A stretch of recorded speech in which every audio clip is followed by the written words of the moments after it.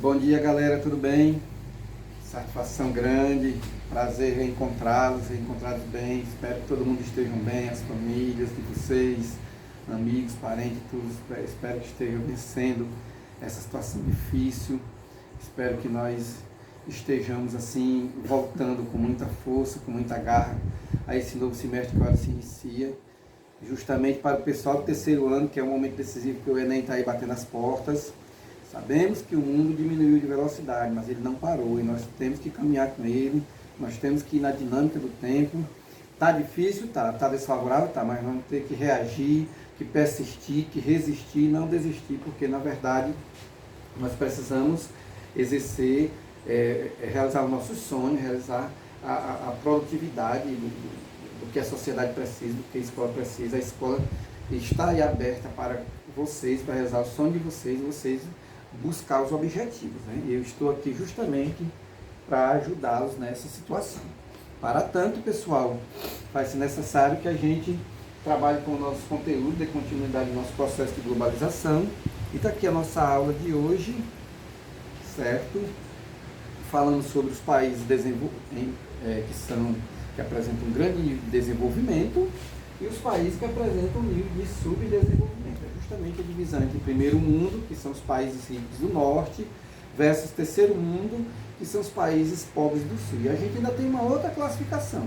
Os países do centro do capitalismo financeiro internacional, os países centrais, versus os países periféricos.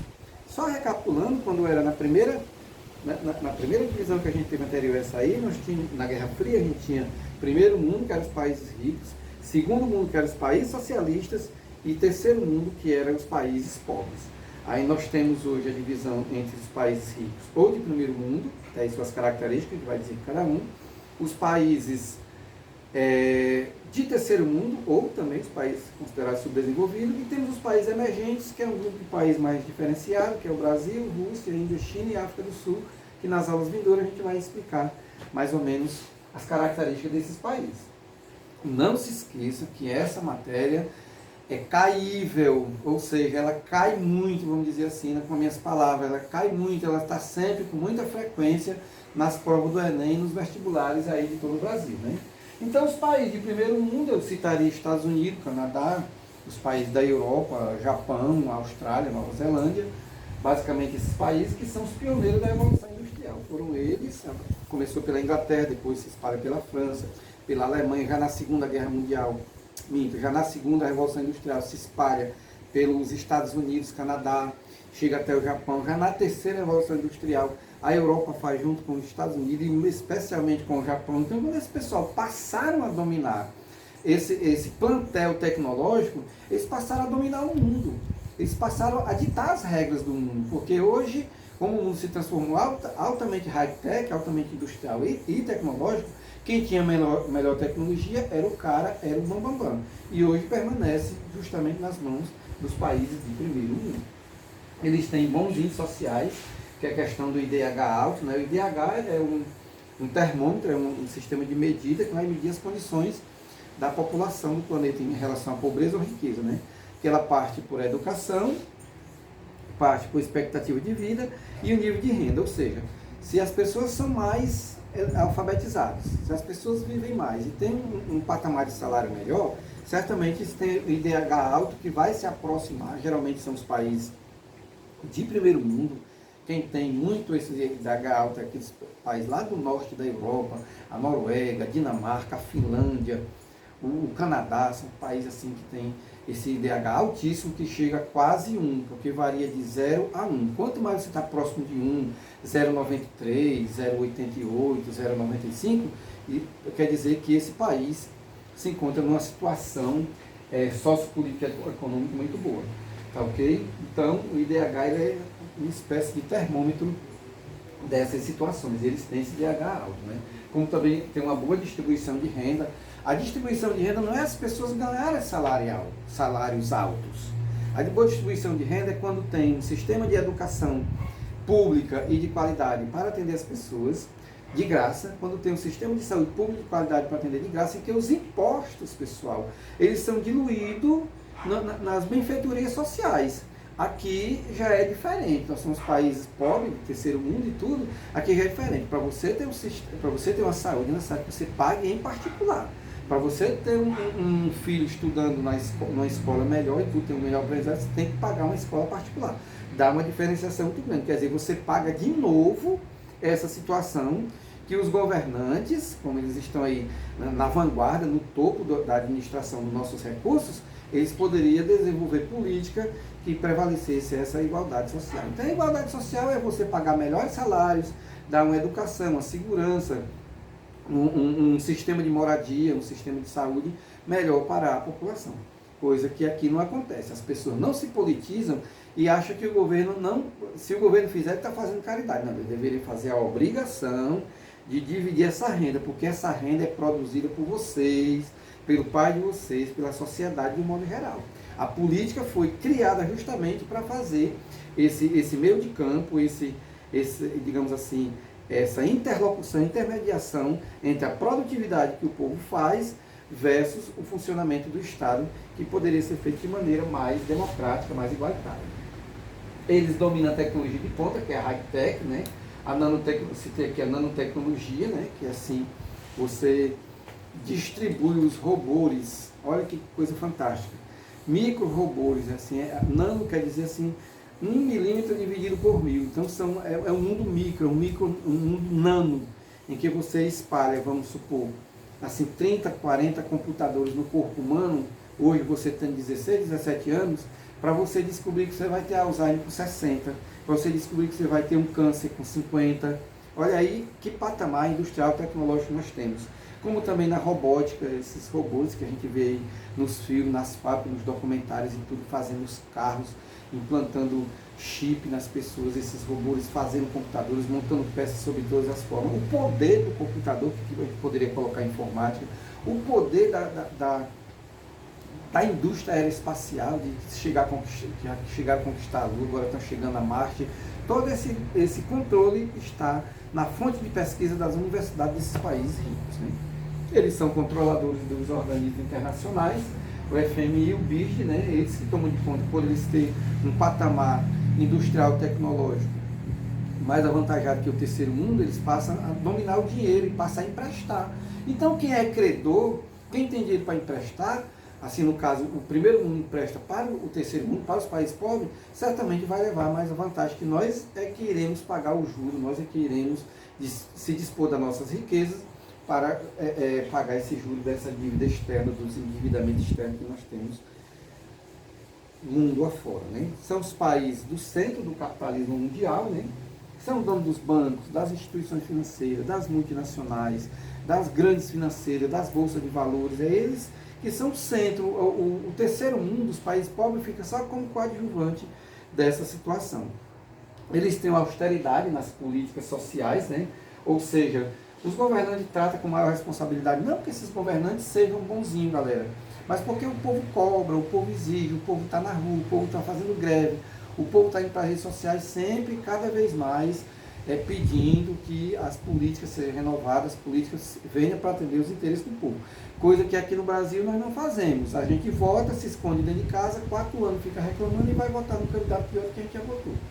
Se você passar uma semana assistindo jornais, você vai ver que toda santa semana está lá o povo da Europa protestando, cobrando, assim, olha, eu votei no seu deputado, eu votei nesse senador, nesse presidente, eu vou cobrar e eu vou buscar uma melhor educação, uma melhor saúde. Eles não deixam político sossegado. Por isso que essas políticas sociais, segurança, moradia, essas coisas vêm porque o povo vai cobrar e vai buscar, né? Quer um exemplo recentemente, né? Essa tragédia que houve aí no Líbano. No instante, o que foi que fez? O povo foi para a rua e depôs o presidente pelo aquele ato de crua irresponsabilidade que foi aquela explosão, né? Então, o sistema democrático brasileiro é você votar e ir para dentro de casa. O sistema democrático da Europa e de alguns países é justamente fazer o quê? E protestar em busca dos seus direitos. A morte daquele negro pelo aquele policial branco. Você está vendo também que mesmo na pandemia o pessoal foram em busca dos seus direitos cada vez mais. E ai do governante que não atender, porque você está vendo o povo contra o governante. Não vai ter exército, não vai ter polícia nem marinha que segure o povo na rua busca dos seus direitos. Isso se chama o quê? Democracia. Por isso que nos países do primeiro mundo eles têm os regimes democráticos, né? Os direitos são assegurados, a cidadania não chega a ser pleno, os direitos não chegam a ser pleno, mas assim, muita coisa funciona, tá ok? Eles são os emprestadores de dinheiro, tem os paraísos fiscais, né? Justamente aqueles bancos que escondem, lavam aquele dinheiro sujo, né? Que vem da corrupção, que vem do narcotráfico, que vem da venda de armas dos países pobres, né? E também eles levam vantagem na política cambial. Especialmente os Estados Unidos, que pegam $1 desse aqui e vende a R$5 a nós aqui. Como é que a gente vai comprar um produto dos Estados Unidos? Um produto uma máquina fotográfica, uma câmera, um celular que a gente compra dos Estados Unidos da América, ela sai mais caro 5 vezes do que o norte-americano comprando um produto nosso aqui. Por isso que a gente leva uma desvantagem muito grande. Porque é o Brasil, mas existe país da África, país da América do Sul, que tem que ter 300 moedas dele para comprar $1. Como é que esse pessoal, galera, vai comercializar no comércio internacional? Vai ter o respaldo no comércio internacional? Você precisa de R$300 para comprar R$1, automaticamente, se você... Para comprar $1, automaticamente, se você for comer um sanduíche nos Estados Unidos, que custe $10, você vai dispor, vamos supor, de 3.000 moedas do seu país. Isso, pessoal, é a coisa mais insana, mais descabida, mais exploradora que existe por parte dos países do primeiro mundo em relação aos países do terceiro mundo. Por isso que essa pobreza, essa fome, essa miséria, essas dificuldades, muitas vezes são criadas pelos governantes nessa relação de países ricos a países pobres. Por isso que a turma sempre reafirma, a globalização é desigual e excludente. Ela conserva as políticas em que um grupo domina outro, um grupo se beneficia e torna desfavorável o outro, tá ok? E aí a gente está vendo aqui no terceiro mundo, né? O terceiro mundo tem industrialização tardia, quando os países de primeiro mundo passaram a fazer as suas revoluções industriais, que eles começaram a evoluir essa indústria na primeira, segunda e terceira revolução industrial, aquela indústria obsoleta, por exemplo, os Estados Unidos construíam aviões, ele não queria mais construir boné, mandava a fábrica de boné para o Brasil. Os Estados Unidos estavam criando bomba atômica, tanques de guerra, computadores, celulares, aí mandava a fábrica de vassoura aqui para o Brasil. Aí eu te pergunto, quem é que tem mais valor no comércio internacional? Aí já começa uma espécie de dominação de um grupo de países sobre o outro, reforçando o que a história já sempre registrou, a colonização de exploração, que os países de terceiro mundo hoje, que é a América Latina, África e Sul da Ásia, fornecia as matérias-primas, que eram os commodities, entendeu? Que é o algodão, e comprava roupa. Quem é que leva vantagem? Mandava o ferro, o alumínio, o cobre para lá, comprava as peças do carro. Quem é que obtém mais vantagem? Por isso que esses países de terceiro mundo sempre estão em desvantagem no comércio internacional. Quando quer procurar se libertar, vai procurar investimento aonde? No FMI. Aí passa a contrair o endividamento externo, ou seja, as dívidas externas, em que você trabalha com o capital do FMI, produz a sua riqueza, até aí tudo bem, mas tem que pagar juros da dívida externa e a sua riqueza vai ficando sucateada e os bancos dos países do primeiro mundo, as multinacionais do primeiro mundo, as grandes instituições financeiras do primeiro mundo vai ficando cada vez mais fortalecida. Então, mais uma vez eu repito, muito dessa miséria, dessa pobreza que existe no mundo, dessas dificuldades, são criadas pelo sistema capitalista global, em que uns países, no caso os países do primeiro mundo, passam a exercer terríveis explorações para com os países do terceiro mundo. Aí eles têm fortes desigualdades sociais, né? A riqueza não chega porque somos acometidos de muita corrupção, né? Os países de terceiro mundo, galera, eles não fazem também o seu dever de casa. Por exemplo, já tem exploração dos Estados Unidos nas leis, na base da propaganda, na base do cinema, que eles, como eles disseminam a cultura deles, aí a gente vai adotar a cultura deles, que é a cultura do consumo, para comprar os produtos deles, e a gente esquece do nosso.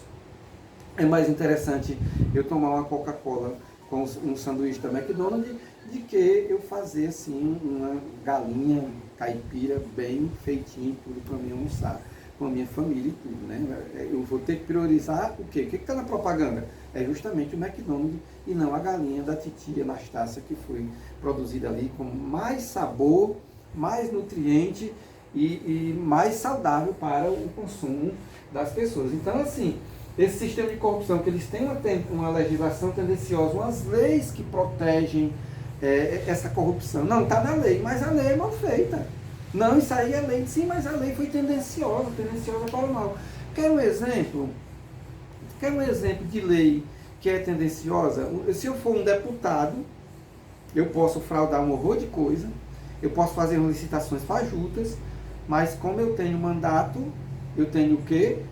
Eu tenho a imunidade parlamentar. Eu só posso ser julgado pela justiça, o delegado só pode me pegar se os meus colegas me liberarem, cassar o meu mandato para que eu responda na justiça comum. Ora, pessoal, vamos simular que as salas de aula de vocês tenha, vamos supor, o líder da sala, que é muito amigo, que é muito carismático de vocês, entendeu? Vamos supor que o líder da sala cometeu um ato ilícito, vocês iam fazer a festa e tudo, tal, e tudo. Aí o líder da sala parece que desviou um dinheirinho por aí. Aí todos vocês sabem que se vocês apresentarem uma denúncia na delegacia, ele vai sair daqui preso.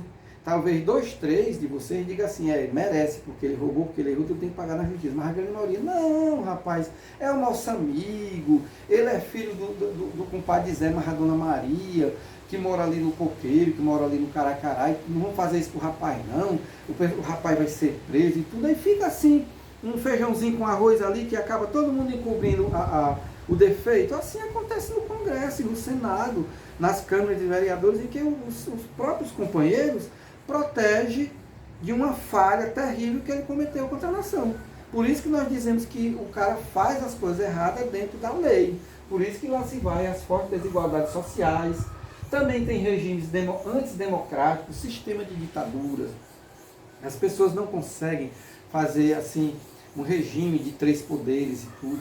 Se eu chegar na África, se o prefeito ganha a eleição aqui em Pindaré, também ele passa 4 anos para governar, daqui a 4 anos que você vai mudar o seu voto. Na África não. O prefeito A ganhou, lá se vem aquele pessoal tudo armado, e vai começar uma guerra civil, vai começar bala para tudo quanto é canto, o prefeito vai se armar também, vai contra aquele pessoal, e os países de primeiro mundo ficam emprestando dinheiro, cobrando o juros deles, levando as suas riquezas e fornecendo arma, e eles se matando entre si. Então, é um dever de casa que o terceiro mundo não fez.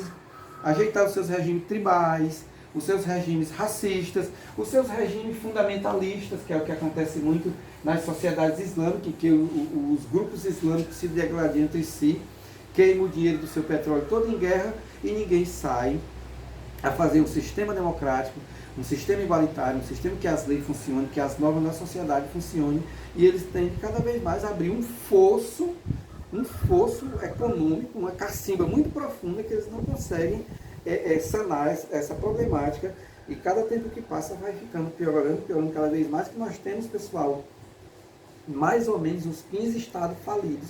Não tem nada, não tem nem a luz elétrica, não tem, as multinacionais foram embora, os bancos foram embora, as pessoas vivem em regime tribal, assim, tipo como se estivesse caçando no meio do mato para matar uma caça e comer naquele almoço, naquele dia. A universidade não funciona, o emprego não funciona, a escola não funciona. Como é que esses países se inserem no contexto global, se o contexto global é escola, é conhecimento, é pesquisa, é o sistema byte de um modo geral, tá ok?